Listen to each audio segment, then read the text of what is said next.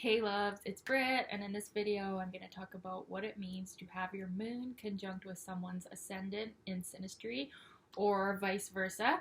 Now, this one is a very addictive and strong combination that is often overlooked. I feel like in a lot of the books, Ascendant Synastry is not gone into as much when it really should be, because I mean, like, the big three, right? We've got the sun, the moon, and the ascendant, the most powerful points in the chart, or like the heaviest weighted points in the chart, right, as far as making up our personality. So with the moon conjunct the ascendant in Synastry, this is another really comfortable, natural bond. The moon person naturally just nurtures the ascendant person's expression. The ascendant person can feel really emotionally supported, taken care of, nurtured by the moon person. And the moon person can really feel that the ascendant person is their soulmate, like their true companion, their true, like what they feel on the inside, the ascendant person projects on the outside. And the way that the ascendant person acts is so emotionally soothing to the moon person, depending on the aspects of the moon, though. If the person's natal moon has a whole bunch of squares to it and it's a tough aspect, all of that is going to be brought up by the ascendant person, right? So you have to look at the natal aspects to the person's moon and also to the person's ascendant and see, what's being brought up here, because this is a powerful aspect. The conjunction is like the most powerful aspect, right? So the moon person very strongly identifies with the ascendant person as someone who is a soulmate, or even in a friendship, it's like the ascendant person is someone who really can understand them on a deep emotional level. So this is a very emotional aspect to have, specifically for the moon person.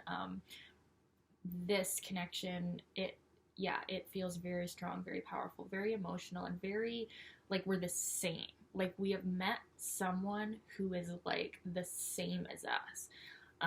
And that, really does a lot for being able to express ourselves emotionally, share our deepest heart, our needs, our true feelings, talk about our childhood, talk about our dreams. Like it's a very deep connection. And also, like the inner child is really brought up here, specifically in the moon person. Like they can feel like a kid again and feel like able to just really be that like lighthearted version of themselves, the moon version of themselves, whatever sign that's in. So when it's been my ascendant to someone's moon, it's like their Aries moon really comes out, and like it's this fiery, fun, impulsive, spontaneous burst of creative energy. But you'd have to look at the sign that this is taking place in, right?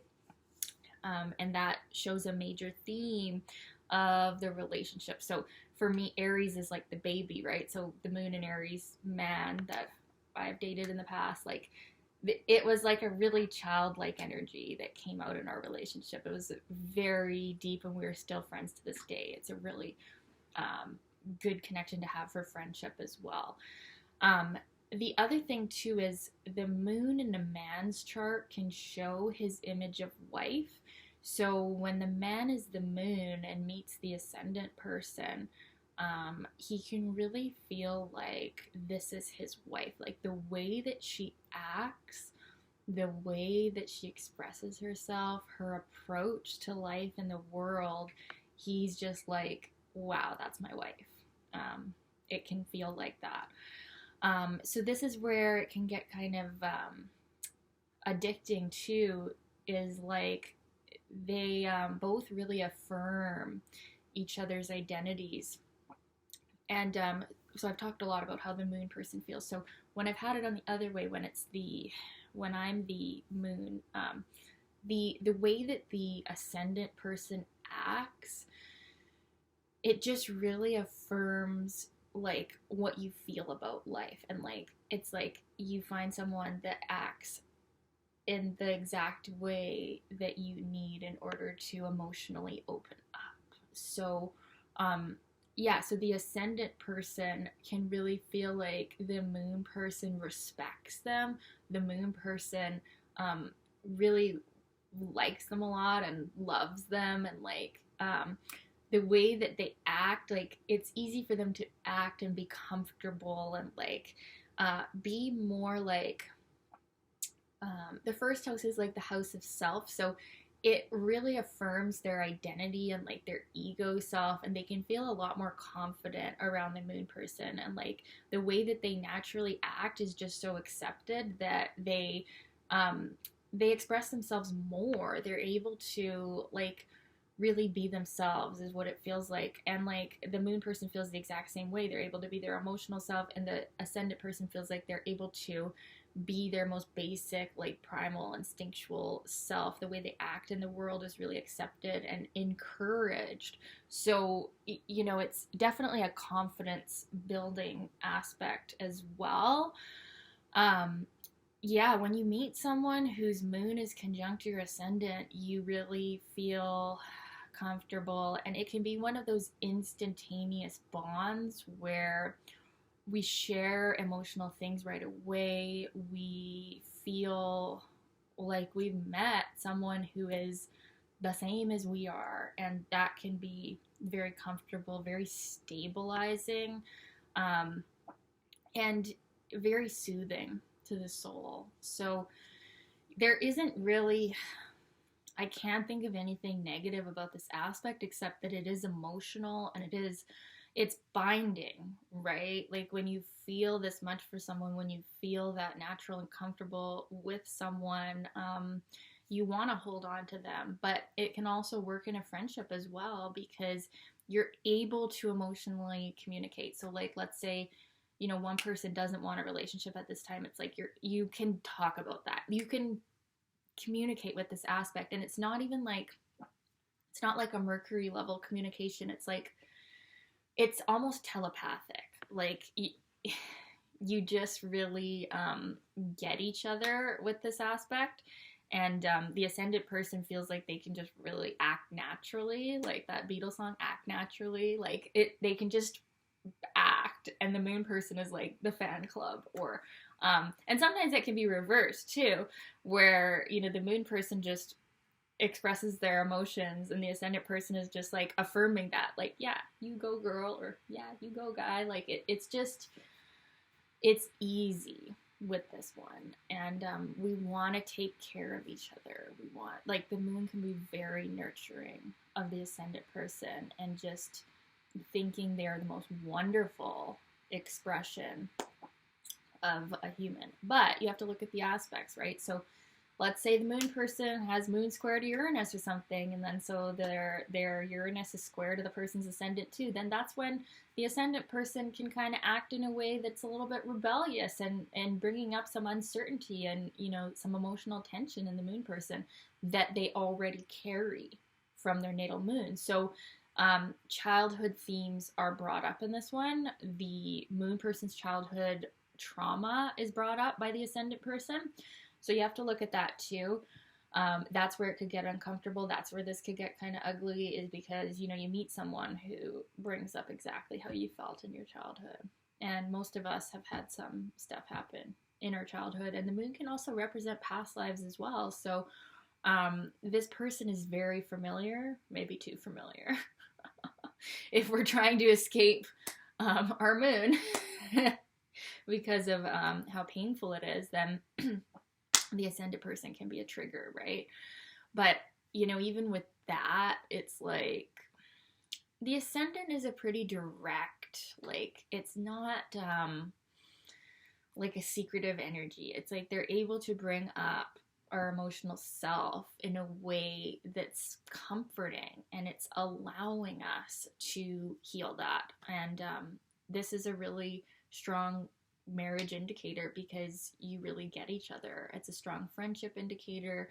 Um, it can also be a relationship where there's a lot of nurturing, a lot of giving, a lot of mothering, cooking for each other, like these kind of domestic um, activities. You know, there's a lot of energy around the home and family too. So this can be someone where you're really involved in each other's families and children and, you know, home activities.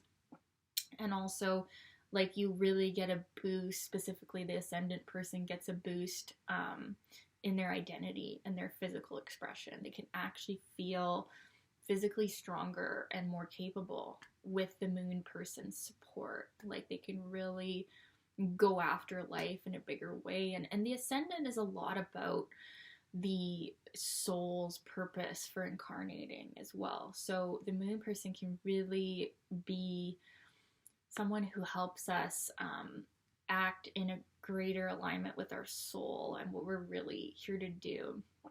So it's a very spiritual bond as well. It's definitely a soulmate connection. It's like a you complete me aspect, or no, and not even that, because it's a conjunction. It's like you are me.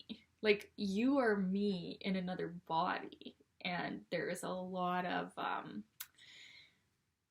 feeling of familiarity. Now, let's just briefly talk about if the moon person's moon is in the 12th house of the ascendant person. That is going to bring up more of, in the ascendant person, more of these deep feelings and yearnings and sort of unconscious, hard to put their finger on emotions of the ascendant person, that it makes this bond feel a little bit more spiritual and ethereal, potentially more painful, but it's like the pain leads to more healing. So it can still be very good when the moon person's moon is in the 12th house of the ascendant person, but it definitely, it's not quite as like, oh, we're the same person. It's more like a little bit more hard to put your finger on, like deep mystical spiritual soulmate feeling, versus when the moon is in the first house. It's like, oh, this person really affirms my ego, my identity, my outward action. So it's a little bit different when the moon is in the 12th house, but it's still